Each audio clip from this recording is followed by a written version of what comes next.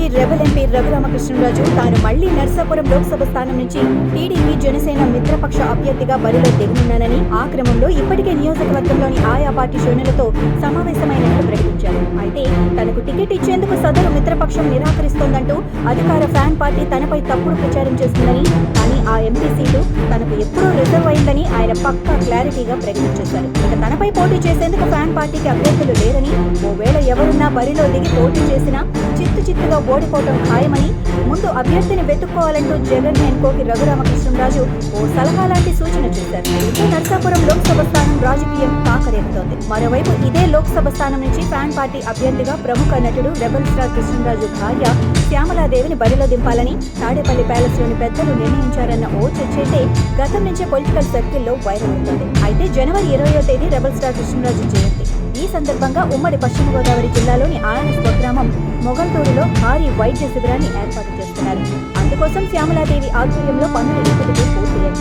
ఈ సందర్భంగా లేదా ఆ తర్వాత తన రాజకీయ అరంగేటంపై కృష్ణరాజు భార్య ఓ ప్రకటన చేసే అవకాశం ఉందన్న ఓ ప్రచారం సైతం సదరు సర్కిల్లో వాడి వేడిగా నడుస్తోంది. ఇంకోవైపు కృష్ణరాజు భార్య శ్యామలాదేవి అయితేనే రఘురామకృష్ణరాజు గట్టి పోటీ ఇస్తుందని ఫ్యాన్ పార్టీ అగ్రనాయకత్వం భావిస్తున్నట్లు తెలుస్తోంది.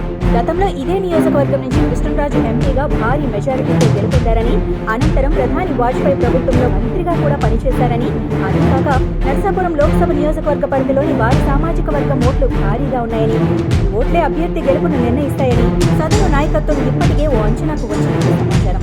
ఇక 2019 ఎన్నికల్లో నర్సాపురం నుంచి ఫ్యాన్ పార్టీ ఎంపీగా రఘురామకృష్ణరాజు గెలిచిన ఆ తర్వాత చోటు చేసుకున్న పరిణామాల నేపథ్యంలో ఆయన ఆ పార్టీ నుంచి బయటకు వచ్చేశారు. అంతేకాకుండా ఆ పార్టీ అధినేత ముఖ్యమంత్రి వైఎస్ జగన్ పైన, ఆయన పాలన పైన రచ్చబండ పేరుతో ప్రతిరోజు విమర్శలు చేశారు. అదే కాక రఘురామకృష్ణరాజు ఎంపీగా గెలుపొందిన తర్వాత అది 4 ఏళ్ల తర్వాత ఇటీవల ఆయన తన నియోజకవర్గానికి విచ్చేశారు. దీంతో ఆయన వల్ల నియోజకవర్గంలో ఎటువంటి అభివృద్ధి జరగలేదంటూ ఓ ప్రచారాన్ని ప్రజల్లోకి తీసుకెళ్లేందుకు ఫ్యాన్ పార్టీ అధిష్టానం ప్రణాళికలు సిద్ధం చేస్తున్నట్లు తెలుస్తోంది. ఇక ఫ్యాన్ పార్టీ అభ్యర్థిగా మరెవరైనా ఎంపిక చేసి నర్సాపురం నుంచి బరిలో దింపితే, ఓవేళ వారు ఓటమి చెందితే మళ్లీ రఘురామకృష్ణరాజు రెచ్చిపోతారని, అలాంటి వేళ రెబల్ స్టార్ ఫ్యామిలీలోని వ్యక్తిని రంగంలోకి దింపితే ఆమె గెలుపు నల్లేరు మీద నడికే అవుతోందని, ఇంకా క్లారిటీగా చెప్పాలి అంటే కృష్ణరాజుపై ప్రజల్లో ఉన్న గుర్తింపుతో పాటు ఎన్నికల వేళ యంగ్ రెబల్ స్టార్ ప్రభాస్ చేత ప్రచారం సైతం చేయించే అవకాశాలున్నాయని, దీంతో రఘురామకృష్ణరాజుపై శ్యామలాకృష్ణరాజు గెలుపొందడం పక్కా అని ఓ చర్చైతే ఫ్యాన్ పార్టీలో సైతం గరంగా నడుస్తున్నట్లు సమాచారం.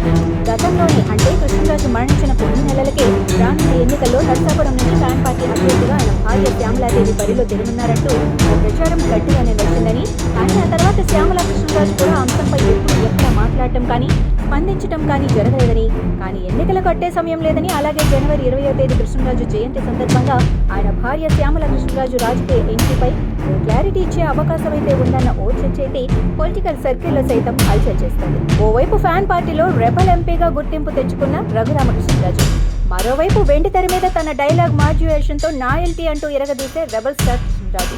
అలాంటి రెబల్ స్టార్ గారి భార్య శ్యామలాదేవి ఈ ఇద్దరు ఎన్నికల బరిలో దిగితే తెలుగు రాష్ట్రాల్లోని అందరి దృష్టి నర్సాపురం లోక్సభ నియోజకవర్గంపైనే ఉంటుందన్నది సదరు సర్కిల్లో ఓ చర్చైతే వాడి వేడిగా ఊపందుకుంది.